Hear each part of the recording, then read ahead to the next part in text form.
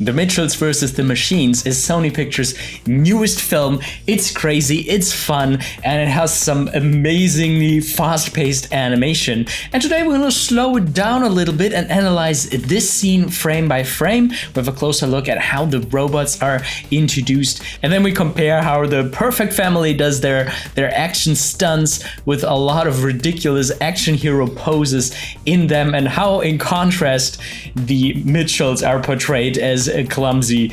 And we just have a close look at some animation goodness. And if after this frame-by-frame analysis you still want more, I analyzed a second scene over at our brand new Patreon. So if you become a Patreon, you can watch this bonus content. But without further ado, let's have a closer look at the scene that introduces the threat of the robots to our main character, Katie, in this film. The first thing that I notice about her walk, I love how it is drawn by curiosity. Like, you can really see her being leaned forward like that. And you see how she's holding the arms like at her side, like almost as if she's sneaking. She is pulled towards the window where all the stuff is going on, and you can see that the way she comes in is leading head first into the scene to see what's going on. In the scene, it can change what leads the motion. Like here, it's like curiosity. I want to see what's going on. But, you know, if you might have a weapon or something or shield you're holding in front of, then your arm could be leading the motion. Look at how tilted this shot is and how still those shots are that are now following in general. A still pose like this can be ominous and threatening. And just the slow speed of them getting up while the stuff is happening in the background, like, it's such a nice contrast. Oftentimes in animation, it's all about arcs. This instance is really interesting because we have an arc, but the arc is bent towards us. You see how they're going in an arc, but it's a perspective. And I love how we are clearly looking up at the robot, which is made clear, especially by the jawline, which gives him a very ominous, threatening presence. After the cut to the father, they choose a more neutral perspective. This takes out some of the immediate threat. I like how geometric the characters are in their posing. Like, it's this really straight line, straight. This is just tilted just a little bit to show his interest, and also this angle in very clear anticipation. This is an interesting case of anticipation because it's not really done to immediately bring down the arm. The robot still has to wait for the display to appear. So this is not as much as an anticipation as it is an intention cue.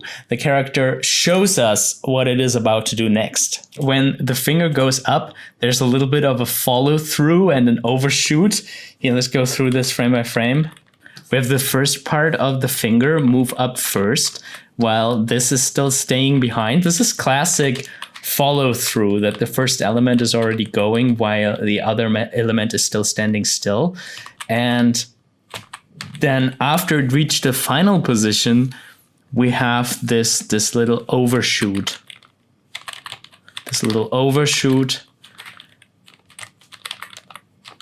And this is going back and forth, the second element of the finger.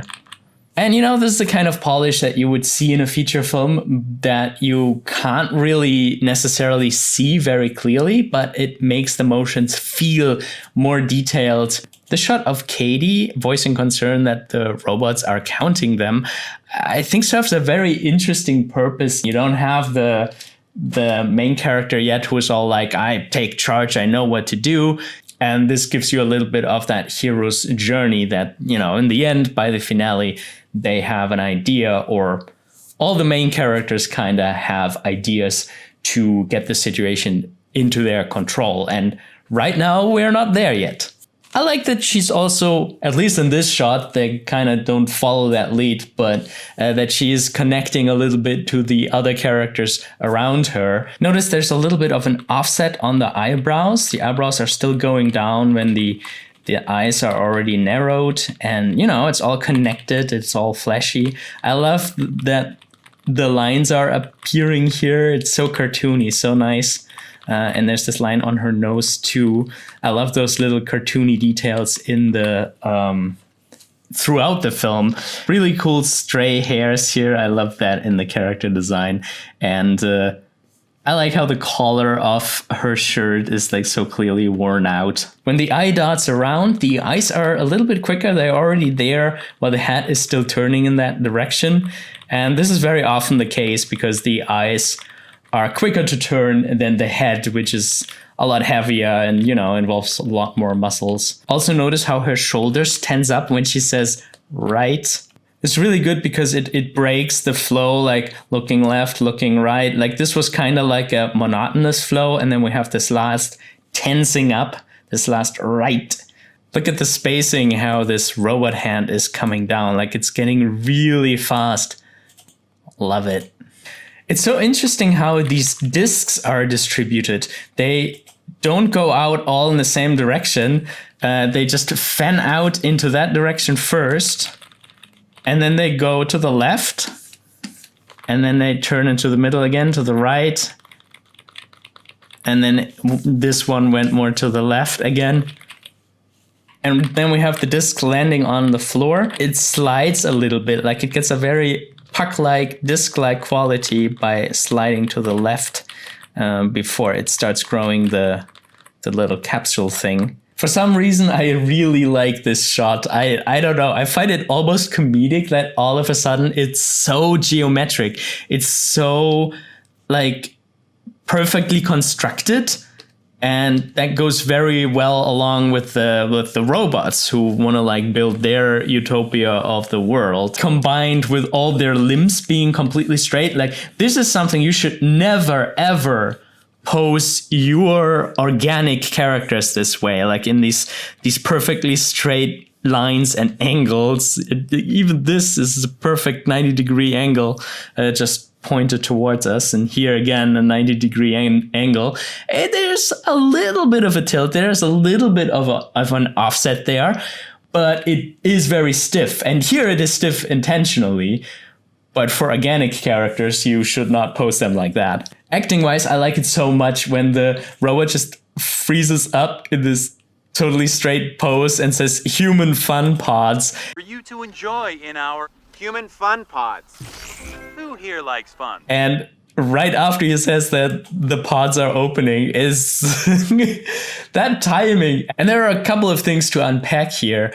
First of all, of course, this is just ridiculous, that pose, and feels foreign and strange and robotic.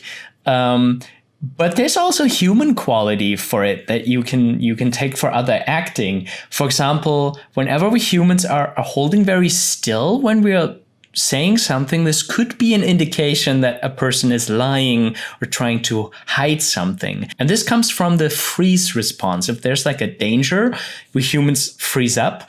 And it can also be a danger that comes from lying, or I need to be really careful now with my words. I mean, this is not really what it is here, but it just reminded me of that. And another thing it reminds me of, like it's going into the pose right when he says it. And that is something that also usually can indicate that something's up. I saw Sir Wade talking about it on his YouTube channel. Really cool channel, really cool topic. That if you make a gesture at the same time that you're saying something, it can be perceived as lying. Like, for example, if you nod your head and you're like, oh yeah, I really like it. It's different than when you are like, I really like it. Like that feels not as natural. That feels like you're hiding something, like there's something not quite right there. And then we have this really gullible guy here. Look at how big his step is and how his head is always wobbling behind.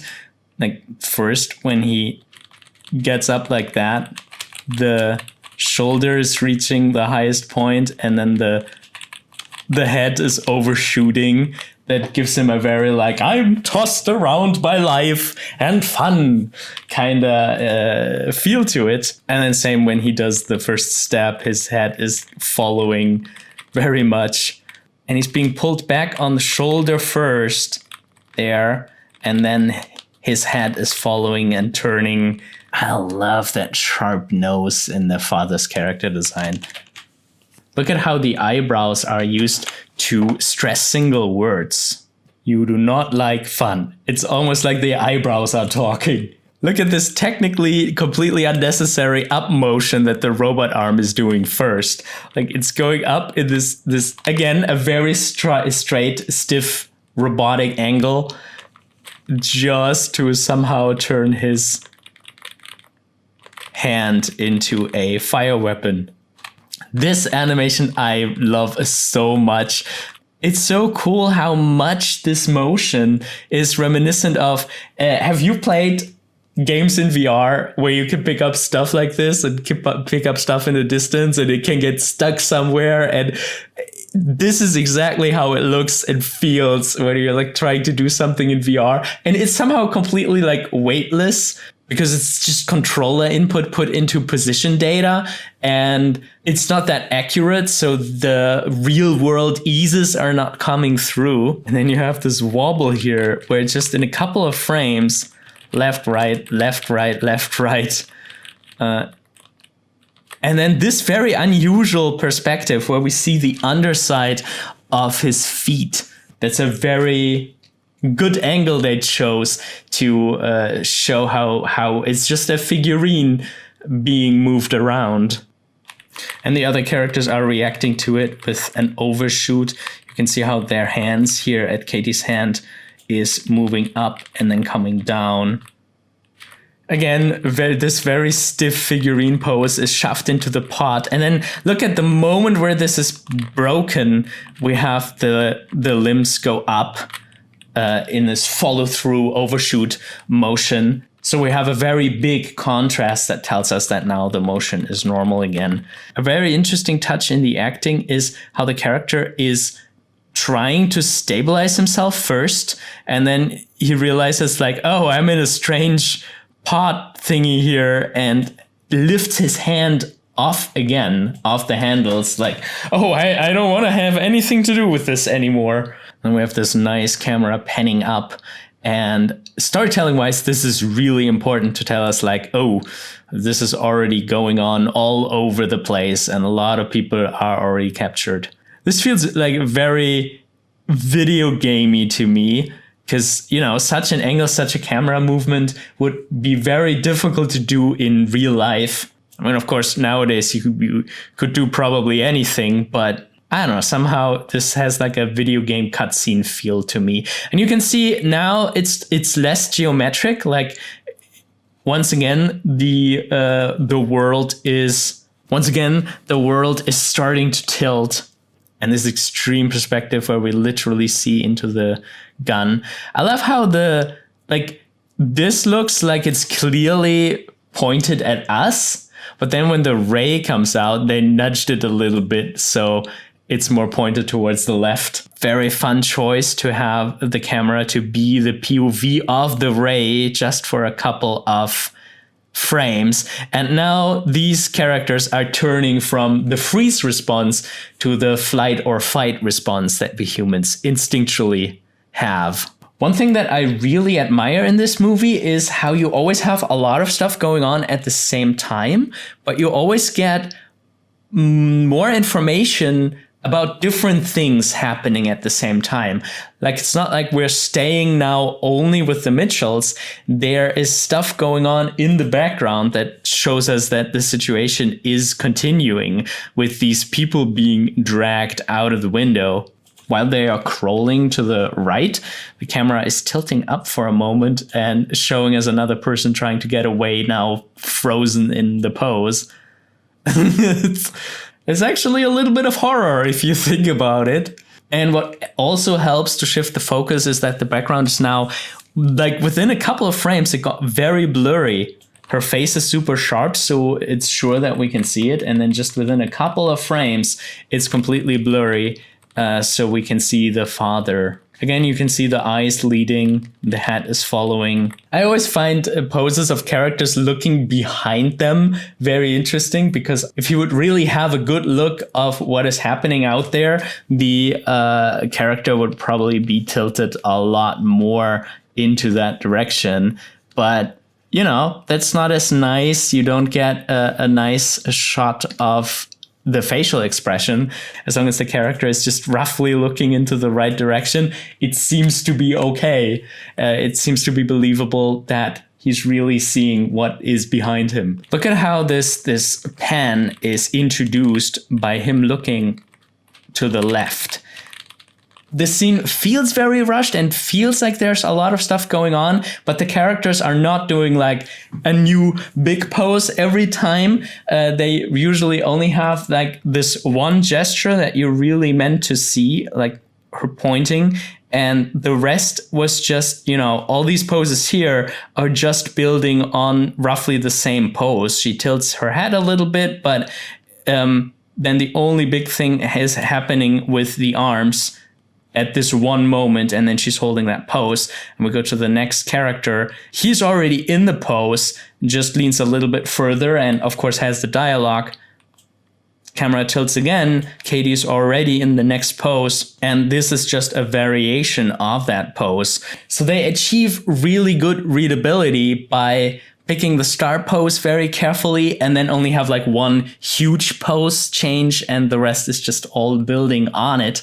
The mother gets 2 poses, or 3, like the starting position here with the secondary action of rubbing the eyes. And it's interesting how few frames, and those poses have very nice contrast. Like, it's very clear that you have at first this more inward pointing pose, then you have this outward fanned pose, kind of like stressing like the searching for an idea, like what would a functional family, like this outreach into like, what is the idea? What should we do now? What would a functional family do? And then she pulls back into herself.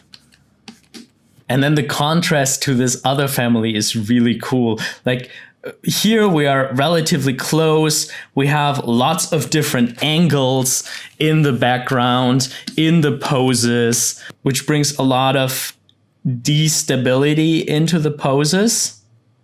I mean, the mother is actually having very symmetric poses, but especially Katie and the father.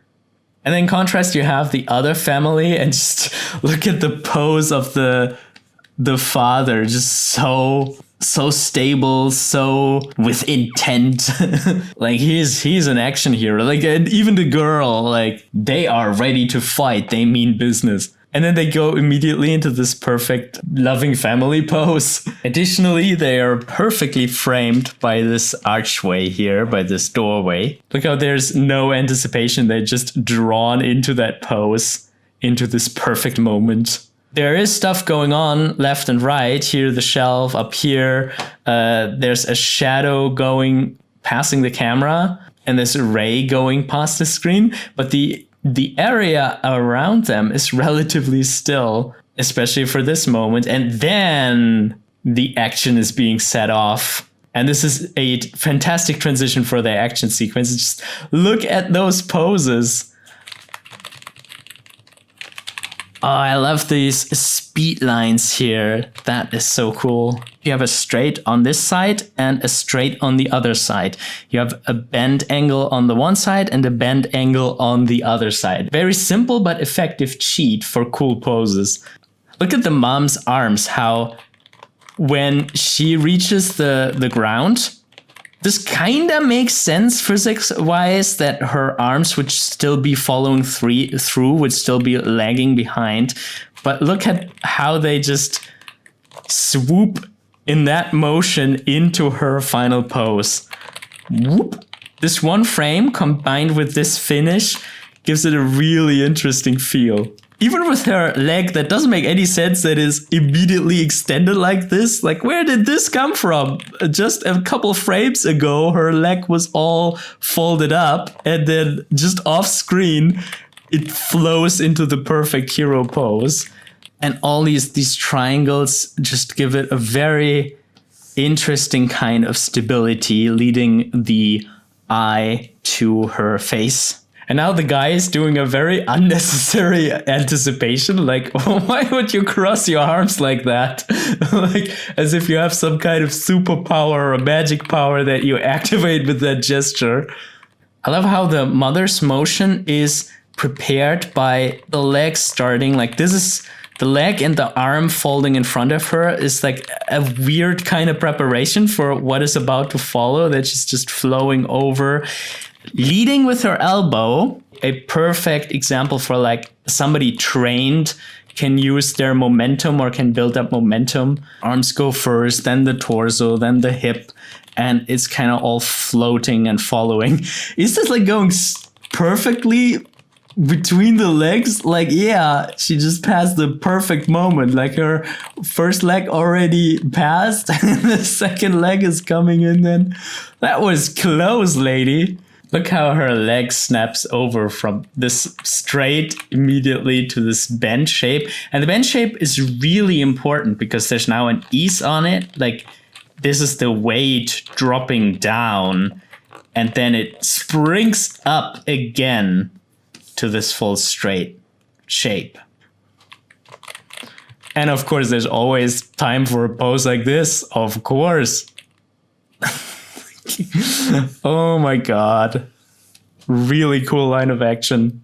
Awesome run cycle here with the girl going just a little bit down. Like, there's not much of an anticipation, but immediately going into from a bent knee, immediately going into a straight gives it really that push that this jump needs. And then the lower leg is following and bending up at the highest point of the motion, and it's turning back into a run cycle.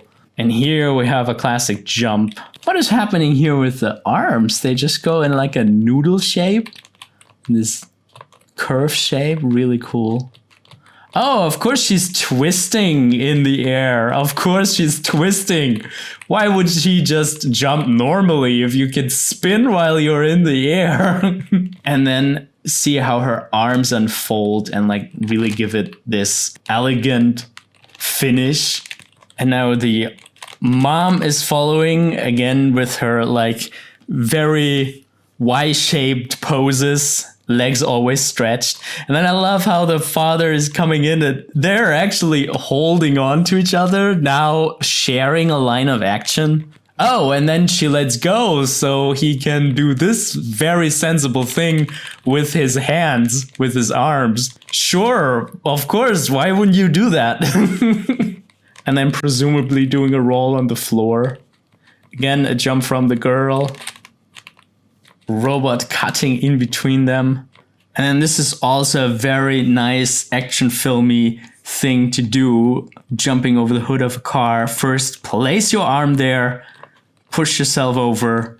And of course he's sliding. And look how this leg was first extended. This gives us a really nice shape. It's really good that they had the leg extended for so long so you could really see it. But then while he's sliding, the leg is coming in and then is immediately here for a kick. There, forward and then up for another really necessary pose. And of course it's twisting again. This is something that I feel like 2D animators like me, I always have to remind myself that it is an option to twist characters like this, because in 3D, this is easier to do. I mean, I'm sure you might forget about this option to put like these spins and twists in it. And of course, they're not always called for every character.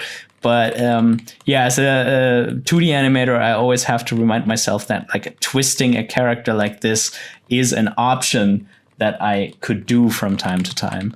And it's very important that we have so many frames in the air. So we always have these moments where, well, things don't pause, but they hold the same pose or a similar pose for just like, I think 4 frames. Yeah. Here, 1, 2, 3, 4. And then we go into the next one. 1, 2, 3, 4, 5, 6, even longer. And then we always have these moments at the top of arcs, like at the top of their jumps, where we have a moment to see them in the air and to see their pose in the air. And that's how it makes sure that we can see what's going on. Of course, the woman is wearing her sunglasses now. Of course. Why wouldn't she? Yeah. And then, of course, an explosion is happening behind them. The ray is going first behind them and then to the side in front of them. And then, of course, they drive. They get him with the door. Again, just 4 frames, is it? 1, 2, 3, 4, and then the door is closed again. But we get some nice frames for the robot in the air. 1, 2, 3, 4, 5, 6, 7, 8, 9, 10, to make sure that we really saw that. Beautiful. Before we go on, I have to do a quick announcement. Do you maybe have a drawing, an animation, or a demo reel and you would like me to give you tips and tricks and feedback and draw over it and help you improve it? Well, we can do this now. We have a group mentoring monthly over at Patreon. If you join in the group mentoring tier, you can be there every month, submit your work. I'm going to have a look at it, give you feedback, tips and tricks, and yeah, you can always come back until it's done. So it's a really good accountability thing and helps you boost your skills at the same time. So I'll be very happy if you want to join this group mentoring session. Check it out on Patreon. And now let's go on. Now, so far, this scene was constantly relying on going further away from the camera into a safe zone. And then they contrast it with this there is no depth in it. They're just the characters in a line. There's this thing in comedic films where if you're doing the punchline of a joke, it's common to hold your camera still and have a very clear and simple composition. So the characters' faces or their comedic timing or whatever they are doing can really shine. Of course, this perspective is a perfect delivery for like this deadpan, like, oh, they are badass. And then it takes a couple shots and people floating through the screen to get them out of their awe. They just melted into the perfect huddle, and the Mitchells just get this awkward padding. And I think this repeated padding, like look at the father's hands, like repeated padding into the face. So really not doing it in terms of a loving gesture. Love the change of rhythm though, and the clear, like at first everything is down here in that huddle. That's where all the motion is. And then to show like, you know, now is a new phase of the operation. We have that big gesture here, up here suddenly, that really starts off their choreography. Look at how much distance these characters cover. Like with every jump, they really get a lot further. And for the Mitchells, they do a big jumping pose too. Like, but there's, you know, no cool, like one leg is here, one leg is straight, one arm is like this. They just have these extended limbs. They are leaping all right, but oof, don't get far at all. And the mom didn't even try to make a leap. She's just doing a classic, like arms first, then pushing herself up, and then she gets interrupted by Katie and the father being stuck up there. Look how the father is getting up. Like there are a few frames of him like doing a normal getting up motion, like pushing yourself with the arms first. But I guess because his legs are already fully extended and his arms are not really long, it transforms into this like jump with this super weird end pose. I just like this contrast of his very thin legs, and then, you know, it breaks into these bigger shapes up here. And it is a pretty stable-ish pose, quote unquote, but still has a lot of awkwardness. I love that. And I mean, the mom's pose with the knees tilted inwards, tilting knees together like this is always a good trick to make your character seem very unstable. Love Katie's facial expression. Of course, she's holding her breath. Why wouldn't she? And wow, these animators, they really didn't make it easy on themselves. There's so much touching going on. Like, all the rigs are touching each other, and then the characters are also making contact with the surroundings. Like, this must have been a lot of work to animate. Notice how they don't fall at the same time. There's a little bit of an offset that makes it more cartoony, more chaotic. And with the father's legs just going up into the air like this. Oh, and the boy to the right, he's just walking. He's just doop, doop, doop, doop, doop, walking, coming out there at the right. And then the father falls, Katie falls, the mom falls, the pug falls. The mom is actually doing a very controlled landing here. What then this pose? Look at the anticipation the father does for the roll over. His feet are sliding over one after the other. First this foot, then the other. Then he's going down. Like, that's so much preparation.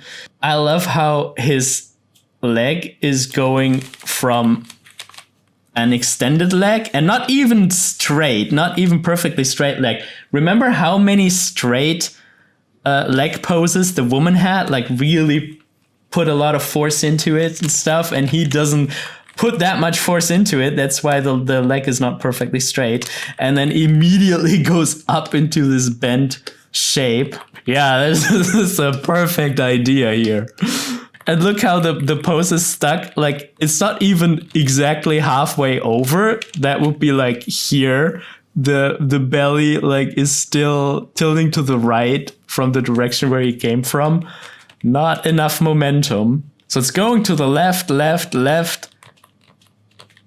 And then there's just an ease into that pose. Some jittery knees here.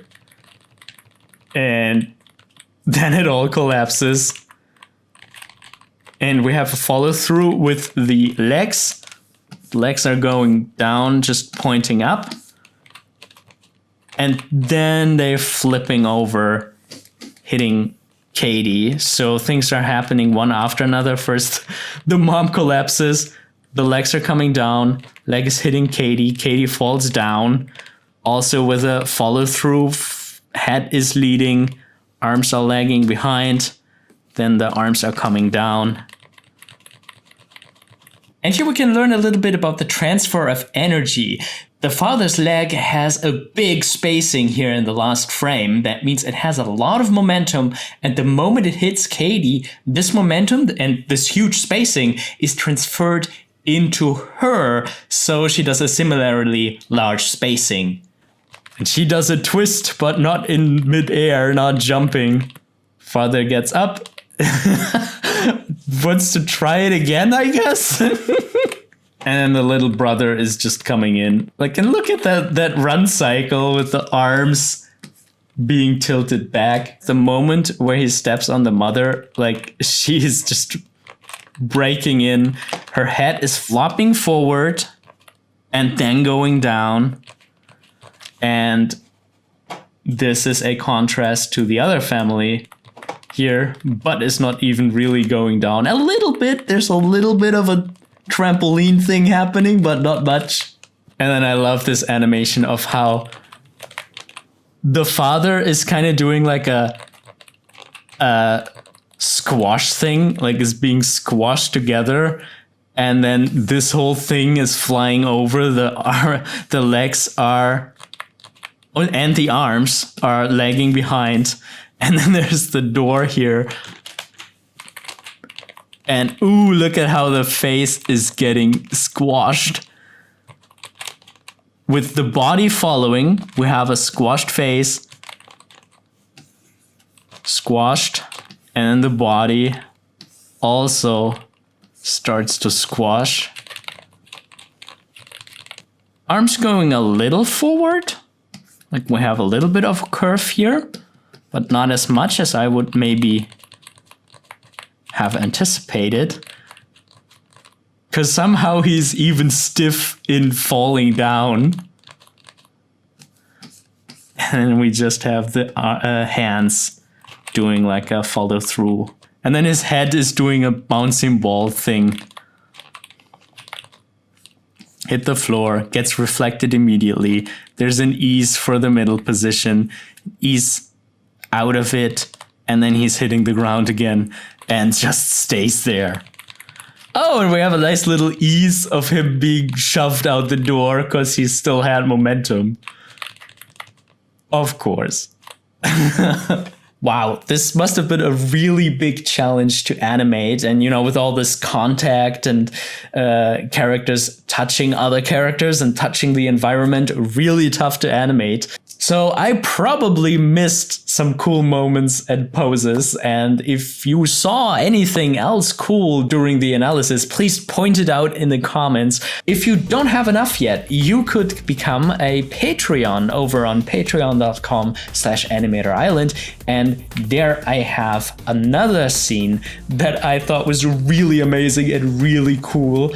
We also have a group mentoring tier on Patreon. So if you want to show me what you're working on, your animations, your concept art, your animatics, your story ideas, and you want to have my input and my critique and pointing out things that you could strengthen in your animation, that you could improve, then you could join the group mentoring over on Patreon. In any case, have a closer look at your favorite animations, get inspired by it, and keep on animating.